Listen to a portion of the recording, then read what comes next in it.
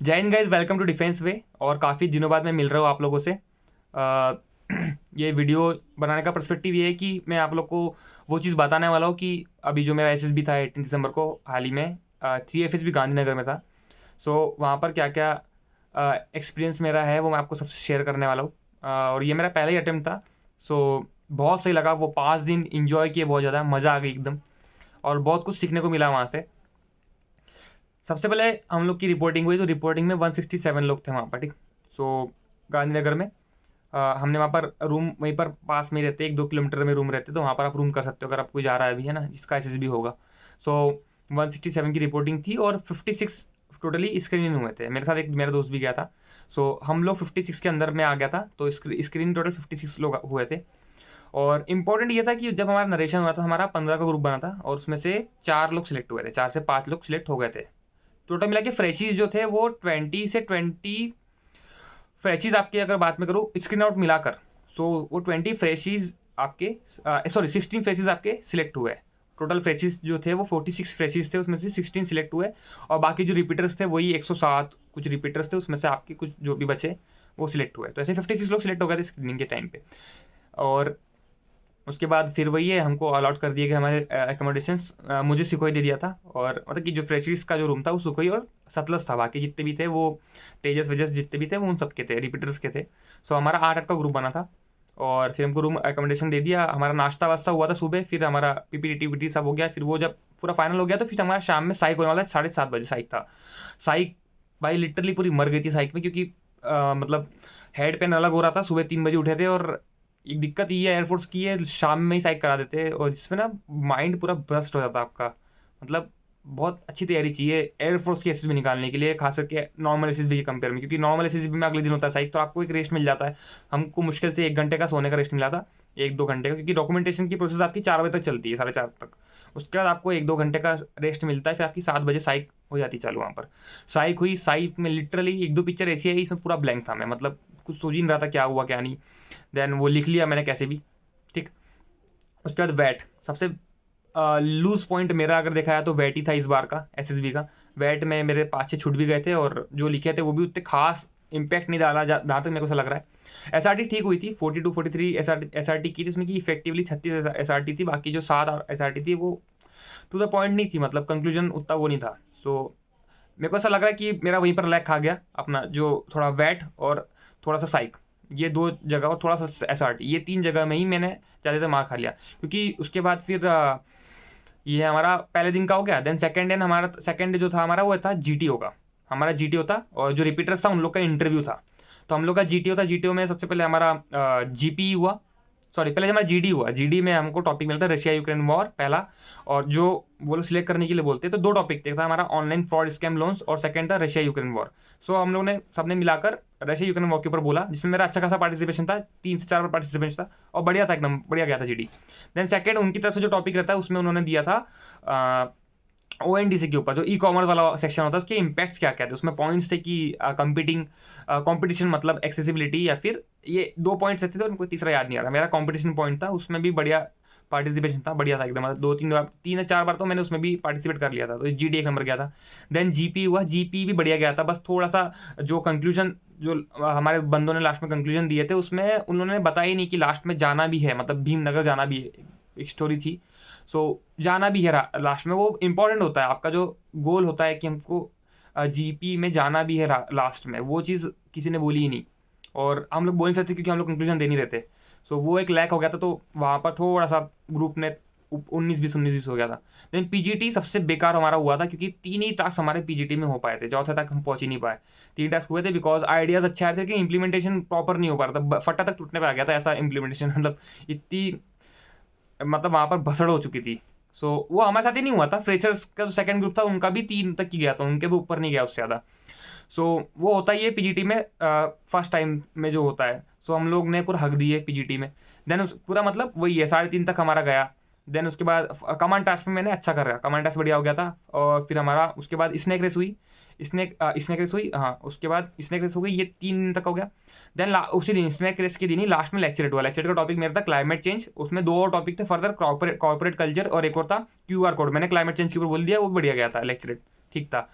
Then उसके बाद अगला दिन जो था वो हमारा था जो बाकी होते हैं, एचजीटी हो गया और आपका फाइनल ग्रुप टास्क हो गया, ये 2 टास्क हमारा उस दिन होने वाले थे और हमारा आईओ आईओ बचा था। और फिर ये 2 टास्क हो गए, ये हमारा तीसरा दिन, हाँ तीसरे डे की बात है। तो इस दिन फिर हम लोग का ये 3 टास्क हुआ। फाइनल ग्रुप टास्क में सबने बढ़िया किया। एक अच्छी बात ये थी कि हमने जो पीजीटी में जो हमारा परफॉर्मेंस था वो अगर मान लो हम 0 से बोल रहे तो हमारा फाइनल ग्रुप टास्क में हमारा परफॉर्मेंस 0 से 90% तक चले गया था। इतना बढ़िया हमने फाइनल ग्रुप टास्क किए थे, सब ने बढ़िया आइडियाज़ दिए थे, इंप्लीमेंट किया था और बढ़िया सब अच्छा गया था। एचजीटी भी बढ़िया गया था। और आईओ आईओ में मेरे 10 से 8 हुए थे, 10 में से 8 हुए थे, 2 नहीं हुए थे बस मेरे से, बाकी पूरे हो गए थे, 10 में से 8 हो गए थे। और उसके बाद ये हो गया। फोर्थ डे हमारा था इंटरव्यू मेरा इंटरव्यू था फोर्थ डे के दिन। तो इंटरव्यू मेरा लगभग 55 से 1 घंटा चला, 55 मिनट से 1 घंटा इंटरव्यू चला, बढ़िया डिसेंट गया था, मतलब बढ़िया गया था। इंटरव्यू भी अच्छा गया था, मतलब ज़्यादा ग्रिल नहीं हुआ। वही मतलब ग्रिल करते वो कुछ ना कुछ पॉइंट पर करते, लेकिन एकदम ज़्यादा ग्रिल नहीं हुआ कि मतलब उनको सेटिस्फाई नहीं कर पाया आंसर से, ऐसा कुछ नहीं था, बढ़िया था। सो उनमें तो 2-3 क्वेश्चन उन्होंने, एक तो आपका वही है एफएसबी पेरेंट्स के ऊपर ज़्यादा पूछती, पेरेंट्स और फ्रेंड्स के ऊपर ज़्यादा आपका क्वेश्चन पूछता है, आपका सेल्फ इंट्रोस्पेक्शन देखती कि आपका कितना है आपका इसका वहाँ पर, क्योंकि बहुत लोग पढ़ भी रहे थे 1-2 दिन से लगे हुए पढ़ने के लिए, तो वो गलती आपको नहीं करनी वहाँ पर। पढ़ना ज़्यादा नहीं है, आपने जितना पढ़ा है आपके रिटर्न में उनको पता है कि आप रिटर्न क्लियर करके आए, एनसीसी एंट्री वाले नहीं हो, उनको पता है कि आपके अंदर पढ़ आपने रिटर्न क्लियर किया है।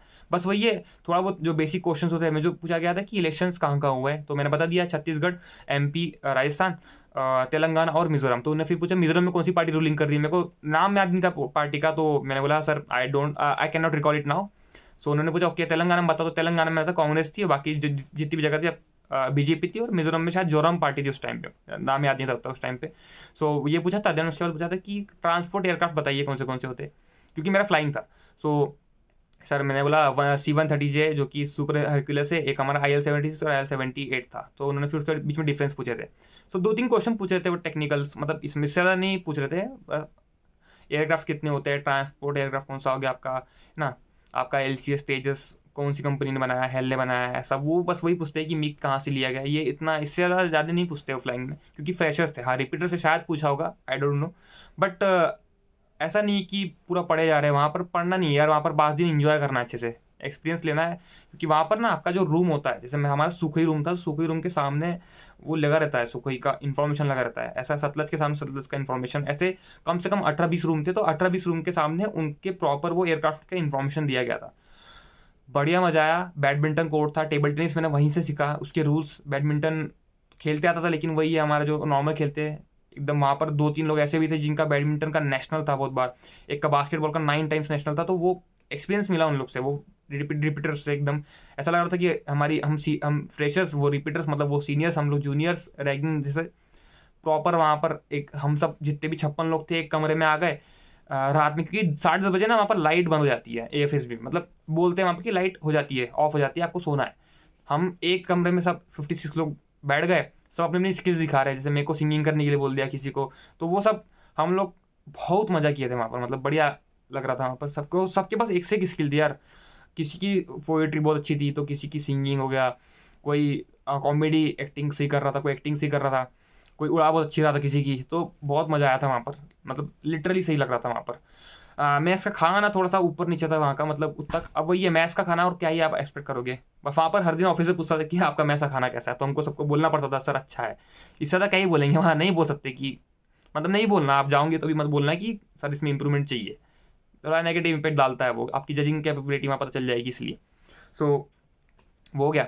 देन उसके बाद लास्ट जो था हमारा कॉन्फ्रेंस था, कॉन्फ्रेंस मेरी लिटरली बता रहा हूँ 20 सेकंड की चली, उससे ज़्यादा चली नहीं, और मेरी छोड़ो, किसी की 40 सेकंड के ऊपर कॉन्फ्रेंस चली ही नहीं है, किसी की नहीं गई है ऐसा 2-3 घंटा, किसी मतलब डाउट सेक्शन था ही नहीं उन लोग के अंदर कि किसको रिकमेंड करना है किसको नहीं करना है, प्रॉपर उनका था कि भाई इसको रिकमेंड करना है इसको नहीं करना है, बस सिंपल।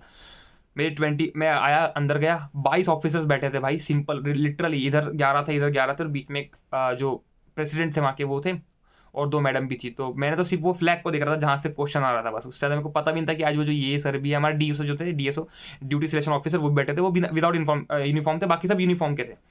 सो सेम 3 क्वेश्चन पूछे उन्होंने, Harsh how is your stay, how is mess food, and there is no problem, और व्हाट, आपको प्रॉब्लम है कि नहीं है। तो बस 3 क्वेश्चन के बाद ओके थैंक यू, बस खत्म हो गया इंटरव्यू, मतलब कॉन्फ्रेंस हो गया खत्म। कॉन्फ्रेंस मेरा खत्म हुआ, उसके 10 या 20 सेकंड बाद दूसरा बंदा 10-20 सेकंड हो गया तो उसके बाद दूसरे बंदे को बुलाया। ऐसे ही चल रहा था 40-50 सेकंड्स, लिटरली किसी का भी नहीं गया है। 40-50 सेकंड्स, 30 सेकंड्स, 40 सेकंड्स तक हो गया था सबका कॉन्फ्रेंस। और फिर फाइनली रिकमेंड हुए, 3 बंदे रिकमेंड हुए थे जो कि रिपीटर्स थे, और फ्रेशर में से एक भी नहीं लिया। सो हम में से लिया भी एक भी नहीं, और हमको रिपीटर का टैग अलग मिल गया। सो वो थोड़ी एक दिक्कत हो गई।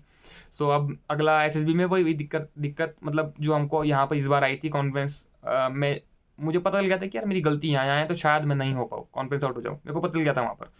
सो वो पता चलना बहुत ज़रूरी है, और आपके अंदर इंप्रूवमेंट क्या होनी चाहिए वो भी इंपॉर्टेंट है कि आप क्या इंप्रूवमेंट अगली बार आपको उसको करेक्शन कैसे करना है। जैसे कि मुझे साइट पे काम करनी है अपनी थोड़ी, और वैट और एसआरटी पे। सो उसके लिए मैंने एक इनिशिएटिव ये भी लिया कि मैं एक नया चैनल जो हमारा होने वाला है उसमें अपना जो स्टडी का व्लॉग भी डालूंगा, बहुत ज़्यादा नहीं लेकिन हर दिन नहीं, लेकिन वही है, महीने में 1-2 बार व्लॉग डालूंगा। और कोशिश करूँगा कि हर दिन में शॉर्ट जो रहता है 1 मिनट, क्योंकि हमको नरेशन के लिए भी 1 मिनट मिलते हैं स्क्रीनिंग में, और वैसे भी आपको यूट्यूब पे भी 1 मिनट के ऊपर आप शॉर्ट नहीं डाल सकते। सो मैं 1 मिनट का हर दिन एक पीपीडीटी पे या फिर कोई भी एक स्टोरी पे उसको नरेशन दूंगा। उससे मेरा नरेशन अच्छा होगा, प्लस मेरा सेल्फ कॉन्फिडेंस, सेल्फ इंट्रोस्पेक्शन अच्छा होगा। और इससे एक अच्छी चीज़ क्या हो जाएगी, जैसे कि मान लो मैंने किसी पिक्चर पे, कोई एक पिक्चर हो गई, मैंने उस पर नरेट किया 1 मिनट, मैंने कमेंट में, अब आप लोग को वो पिक्चर देखी कि आपने अपना व्यू डाला उस पिक्चर के लिए कमेंट के अंदर, जिससे बहुत सारे आइडिया मिल जाएंगे प्रोफेशंस। क्योंकि देखो साइक होती क्या है यार,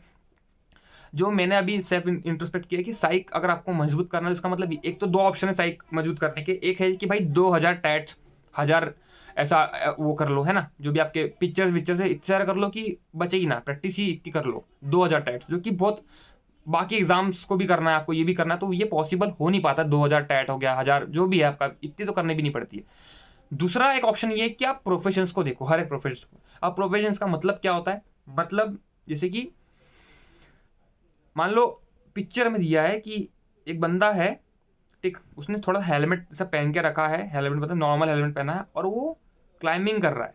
अब क्लाइंबिंग कर रहा है तो वो माउंटेनिंग कर रहा होगा, लाइक ऐसा माउंटेन। अब माउंटेनिंग के बारे में आपको पता चलना चाहिए कि भाई उसकी इक्विपमेंट्स क्या होते हैं। तो ये एक प्रोफेशन हो गया कि माउंटेनियरिंग कैसे करते हैं, क्या क्या चीज़ें होती है। अगर आप का खाना लेने जा रहे हो या फिर आप सब्जी वब्जी लेने जा रहे हो, तो सब्जी लेने जाओगे तो पहले टमाटर नहीं रखोगे, ऑब्वियसली बात है, उसको ऊपर रखोगे। तो वो एक टीचर का प्रोफेशन क्या होता है, टीचर क्या क्या करता है उनकी दिनचर्या में, टीचर का काम क्या होता है, एक डांस टीचर का काम क्या होता है, ये सब प्रोफेशंस जो है ये बहुत इंपॉर्टेंट है। अगर रेलवे ट्रैक का फोटो दिख गया तो हमें पता होना चाहिए कि रेलवे ट्रैक का कॉन्ट्रैक्ट किसके हाथ में रहता है, कैसे रेलवे ट्रैक बनता, मतलब नॉट बहुत ज़्यादा डीप में, लेकिन एक बेसिक नॉलेज होना चाहिए कि भाई रेलवे के ब्रिज में ये लगता है ना, कि लाइक वो होना चाहिए ताकि क्या फट से क्लिक करे। क्योंकि ऐसा कोई भी, क्योंकि साइक में वही यार घुमा फिरा कि वही प्रोफेशन की बात आती है। और ईक्यू सबका अच्छा होता है। ईक्यू मतलब क्या हो गया आपका, इमोशनल क्वेश्चनर, मतलब कि एक औरत दिखी, 2 बच्चे दिख गए, ठीक, अब इस पर आपने ईक्यू पिक्चर अच्छी, अब ईक्यू आपका सबकॉन्शियस माइंड में चलेगा, मतलब आपने जो पास्ट, आपका जो भी आपका पास्ट आज तक का इवेंट रहा, वहाँ पर आपने बहुत सारे ऐसे मूवमेंट होंगे जो इन्जॉय किए होंगे, वो मूवमेंट आप ईक्यू में लिखोगे। और जैसे मान लो 12 टेट की पिक्चर आती है तो उसमें से 3-4 ईक्यू की बनती है, बाकी आपकी प्रोफेशंस की बनती है, और एक ब्लैंक रहती है। सो ईक्यू से मतलब मेरा ये है कि आपकी खुद की स्टोरी आपको बस किसी और के माध्यम से लिखनी है। और एक होती है प्रोफेशन वाली कि भाई इसने ये किया, पहले इसने मतलब बीच पे इसको खराबी दिखी, इसने साफ सफाई के लिए एनजीओ से कंसल्ट किया, फिर देन उन्होंने अच्छी अपनी टीम बनाई, देन उन्होंने कूड़ादान वो सब जितना भी वो सब साफ किया। तो ये एक प्रोफेशनल हो गया, मतलब एक प्रोफेशन हो गया आपका, एक वर्क हो गया, ये एक अलग हो, एक ईक्यू स्टोरी अलग हो जाती है, ठीक। तो यही 2 चीज़ पे काम करता है जहाँ तक मेरे हिसाब से। तो मैं हर दिन क्या करूँगा, हर दिन एक स्टोरी, एक पीपीडीटी, बस शॉर्ट के माध्यम से उसको नरेट करूंगा। उसमें मैं अपना बेसिक आइडिया दे दूंगा कि ये स्टोरी के बारे में ये आइडिया दे दूंगा। और कमेंट सेक्शन में आपको भी अपने आइडिया लिखने हैं 1 मिनट के मतलब कि कमेंट सेक्शन में, इससे मेरे को एक अलग आइडिया मिल जाएगा। इतना करना है। और ब्लॉग्स तो मैं मतलब कि 2-3 डालते रहूँगा 1 महीने में, जो कि मतलब वो ये इन्जॉयमेंट के लिए, कभी एंटरटेनमेंट के लिए। बिकॉज अभी बहुत ये जो ईयर है, ये ईयर बहुत अच्छा ईयर है, क्योंकि इसमें बहुत सारी एग्जाम्स है, लगातार एसएससी की पूरी एग्जाम्स है, डिफेंस की एग्जाम्स है। और ये ईयर में ना केवल मैं, बाकी जितने लोग मुझसे जुड़े हैं, सबका एक ही रिजोल्यूशन होना चाहिए कि बस लेना है, कुछ ना कुछ में जाना है। मतलब जो डिफेंस एस्पायरेंट है उनको तो डिफेंस में जाना ही है, साथ में डिफेंस के साथ साथ सीजीएल भी देना है। बिकॉज एक बैकअप होना चाहिए कि लाइक प्रोसेस क्योंकि लंबा होता है, और अभी तो एसएससी भी बहुत फास्ट कर रही है अपना काम, तो वही हेल्प हो जाएगी, है ना। सो मिलते हैं यार अगले वीडियो में, है ना। सो मेरा चैनल का लिंक जो बनाऊंगा मैं डाल दूंगा, और टेलीग्राम पे जुड़ जाना, वहाँ पर भी मैं लिंक डाल दूंगा। और वहाँ पर फिर कल से टाइम एक सेट कर लूँगा, मैं शायद सुबह 11 बजे का टाइम सेट कर लूँगा। सुबह 11 बजे एक पीपीडीटी की नरेशन 1 मिनट की डल जाएगी शॉर्ट चैनल पे, ठीक। सो मिलते हैं तब तक के लिए। जय हिंद, जय भारत।